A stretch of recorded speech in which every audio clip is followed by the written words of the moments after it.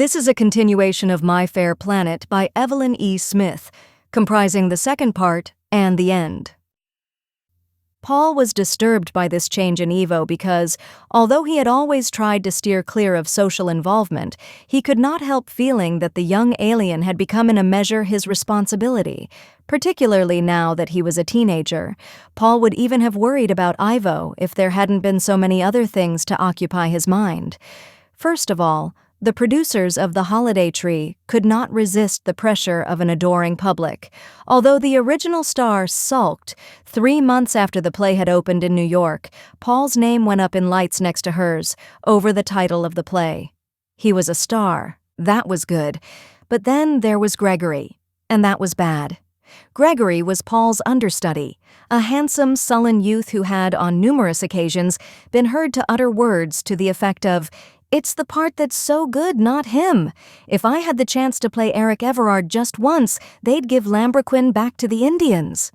Sometimes he had said the words in Paul's hearing. Sometimes the remarks had been lovingly passed on by fellow members of the cast who felt that Paul ought to know.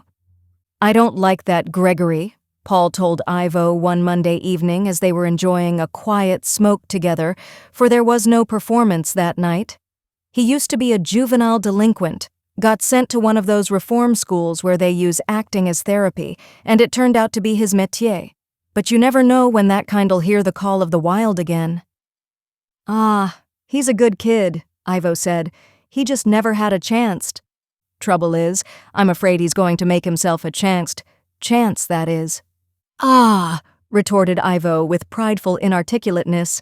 However, when at 6:30 that Friday, Paul fell over a wire stretched between the jambs of the doorway leading to his private bathroom and broke a leg, even Ivo was forced to admit that this did not look like an accident. "Ivo," Paul wailed when the doctor had left, "what am I going to do? I refuse to let Gregory go on in my place tonight." "You gonna have to," Ivo said, shifting his gum to the other side of his mouth. "He's young a study." "But the doctor said it would be weeks before I can get around again. Either Gregory'll take over the part completely with his interpretation, and I'll be left out in the cold, or more likely, he'll louse up the play and it'll fold before I'm on my feet." "You gotta have more confidence in yourself, kid. The public ain't gonna forget you in a few weeks." But Paul knew far better than the idealistic Ivo how fickle the public can be. However, he chose an argument that would appeal to the boy. "Don't forget, he booby-trapped me." "Certainly looks like it," Ivo was forced to concede. "But what you gonna do? You can't prove it. 'Sides, the curtain's gonna go up in a lil over a noor." Paul gripped Ivo's sinewy wrist. "Ivo, you've got to go on for me." "You got rocks in your head or some pin?" Ivo demanded, trying not to look pleased. "I ain't got an equity card, and even if I did, he's young a study." "No, you don't understand. I don't want you to go on as Ivo Darcy playing Eric Everard. I want you to go on as Paul Lambriquin playing Eric Everard. You can do it, Ivo." "Good Lord, so I can," Ivo whispered, temporarily neglecting to mumble. "I'd almost forgotten." "You know my lines too. You've cued me in my part often enough?" Ivo rubbed his hand over his forehead. "Yeah, I guess I do." "Ivo," Paul beseeched him. "I thought we were pals. I don't want to ask any favors, but I helped you out when you were in trouble. I always figured I could rely on you. I never thought you'd let me down." "And I won't." Ivo gripped Paul's hand. "I'll go on tonight and play it part like it ain't never been played before. No, play it the way I played it. You're supposed to be me, Ivo. Forget Strasbourg. Go back to Stanislavski." "Okay, pal," Ivo said. "Will do. And promise me one thing, Ivo. Promise me you won't mumble." Ivo winced. "Okay, but you're the only one I'd do it for." Slowly, he began to shimmer. Paul held his breath. Maybe Ivo had forgotten how to transmute himself, but technique triumphed over method. Ivo Darcy gradually coalesced into the semblance of Paul Lambriquin. The show would go on. "Well, how was everything?" Paul asked anxiously when Ivo came into his room shortly after midnight. "Pretty good," Ivo said, sitting down on the edge of the bed. "Gregory was extremely surprised to see me. Asked me half a dozen times how I was feeling." Evo was not only articulating, Paul was gratified to notice. He was enunciating. "But the show, how did that go? Did anyone suspect you were a ringer?" "No," Ivo said slowly. "No, I don't think so. I got 12 curtain calls," he added, staring straight ahead of him with a dreamy smile. 12. Friday nights, the audience is always enthusiastic. Then Paul swallowed hard and said, "Besides, I'm sure you were great in the role." But Evo didn't seem to hear him. Evo was still wrapped in his golden days. "Just before the curtain went up, I didn't think I was going to be able to do it. I began to feel all quivery inside, the way I do before I change. Butterflies in the stomach is the professional term." Paul nodded wisely. "A really good actor gets them before every performance. No matter how many times I play a role, there's that minute when the house lights start to dim when I'm in an absolute panic. And then the curtain went up, and I was all right. I was fine. I was Paul Lambrican. I was Eric Everard. I was everything." "Ivo," Paul said, clapping him on the shoulder, "you're a born trooper." "Yes," Evo murmured. "I'm beginning to think so myself." For the next 4 weeks, Paul Lambrican lurked in his room while Ivo Darcy played Paul Lambrican, playing Eric Everard. "It's terrific of you to take all this time away from your duties, old chap," Paul said to Ivo one day between the matinee and the evening performances. "I really do appreciate it. Although I suppose you've managed to squeeze some of them in, I never see you on non-matinee afternoons." "Duties," Evo repeated vacantly. "Yes, of course, my duties. Let me give you some professional advice, though. Be more careful when you take off your makeup. There's still some grease paint in the roots of your hair." "Sloppy of me," Ivo agreed, getting to work with a towel. "I can't understand why you bother to put on the stuff at all," Paul grinned, "when all you need to do is just change a little more." "I know." Evo rubbed his temples vigorously. "I suppose I just like the smell of the stuff." "Evo," Paul laughed, "there's no use trying to kid me. You are stage-struck. I'm sure I have enough pull now to get you a bit part somewhere when I'm up and around again, and then you can get yourself an equity card. Maybe," he added amusedly, "I can even have you replace Gregory as my understudy." Later, in retrospect, Paul thought perhaps there had been a curious expression in Ivo's eyes, but right then he'd had no inkling that anything untoward was up. He did not find out what had been at the back of Ivo's mind until the Sunday before the Tuesday on which he was planning to resume his role. "Lord, it's going to be good to feel that stage under my feet again," he said as he went through a series of complicated limbering-up exercises of his own devisement, which he had sometimes thought of publishing as the Lambrican Time and Motion Studies. It seemed unfair to keep them from other actors. Evo turned around from the mirror in which he had been contemplating their mutual beauty. "Paul," he said quietly, "you're never going to feel that stage under your feet again." Paul sat on the floor and stared at him. "You see, Paul," Ivo said, "I am Paul Lambrican now. I am more Paul Lambrican than I was. Whoever I was on my native planet. I am more Paul Lambrican than you ever were. You learned the part superficially, Paul, but I really feel it." "It's not a part," Paul said querulously. "It's me. I've always been Paul Lambrican." "How can you be sure of that? You've had so many identities. Why should this be the true one?" "No, you only think you're Paul Lambrican. I know I am." "Damn it," Paul said. "That's the identity in which I've taken out equity membership. And be reasonable, Evo. There can't be two Paul Lambricans." Evo smiled sadly. "No, Paul, you're right. There can't." Of course, Paul had known all along that Evo was not a human being. It was only now, however, that full realization came to him of what a ruthless alien monster the other was, existing only to gratify his own purposes, unaware that others had a right to exist. Are you going to dispose of me, then?" Paul asked faintly. "To dispose of you, yes, Paul, but not to kill you. My kind has killed enough, conquered enough. We have no real population problem. That was just an excuse we made to salve our own consciences." "You have consciences, do you?" Paul's face twisted in a sneer that he himself sensed right away was overly melodramatic and utterly unconvincing.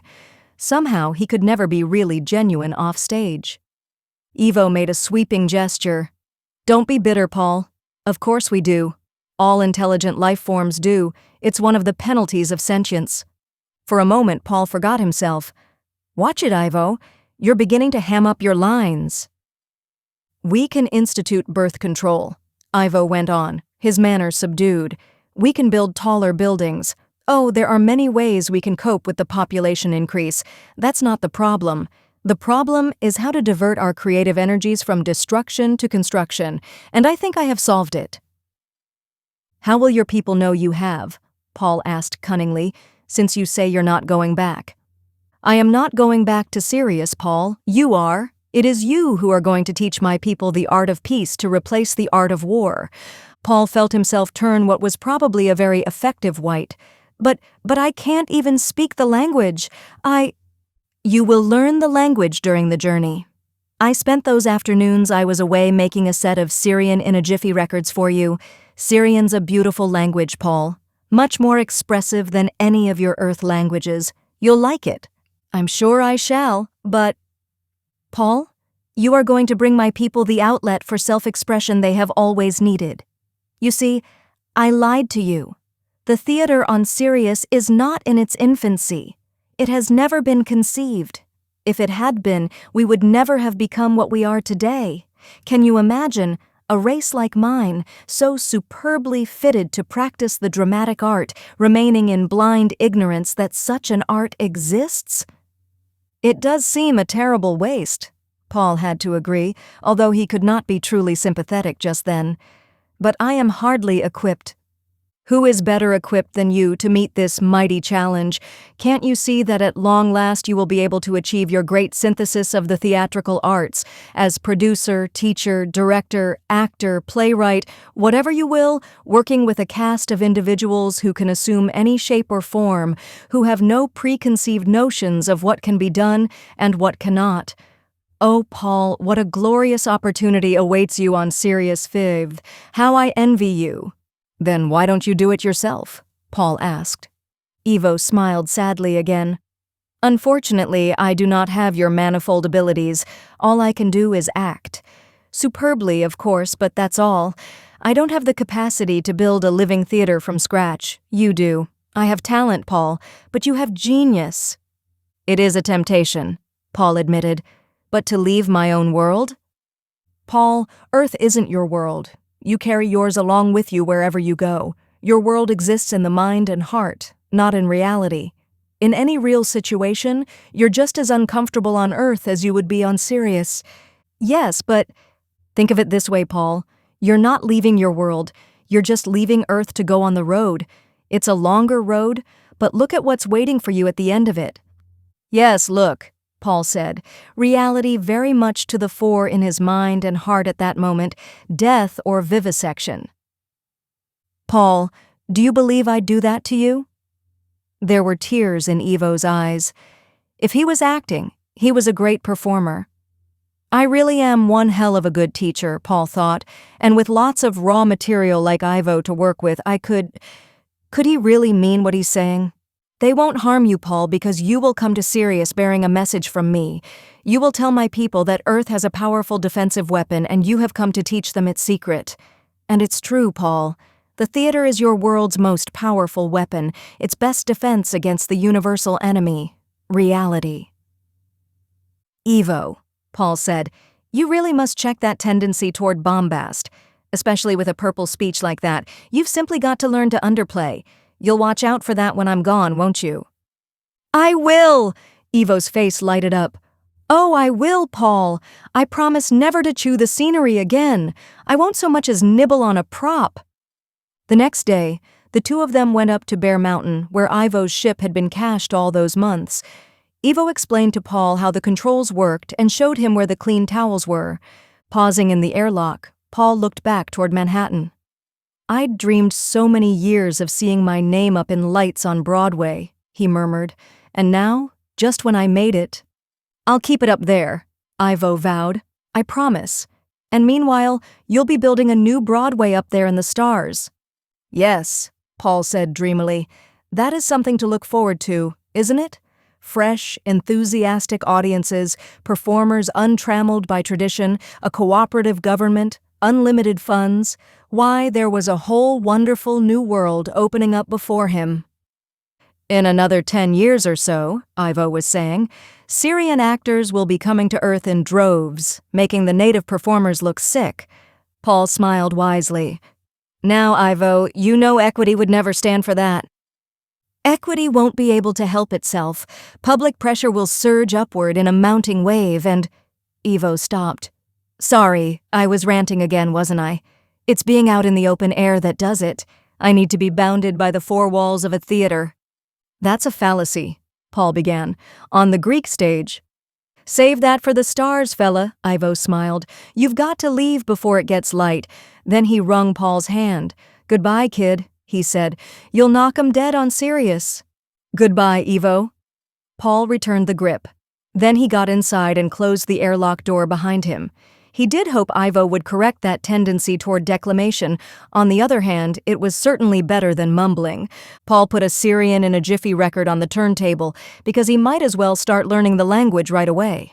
Of course, he'd have no one to talk to but himself for many months, but then, when all was said and done, he was his own favorite audience. He strapped himself into the acceleration couch and prepared for takeoff. "Next week, East Lynne," he said to himself. The end. Best Audiobooks for Free hopes that you have enjoyed this production of My Fair Planet by Evelyn E. Smith. Please subscribe to our channel on YouTube and Rumble, as your subscription is the support we need to create more great free content. Please look to our website at bestaudiobooksforfree.com for a complete list of our audiobooks.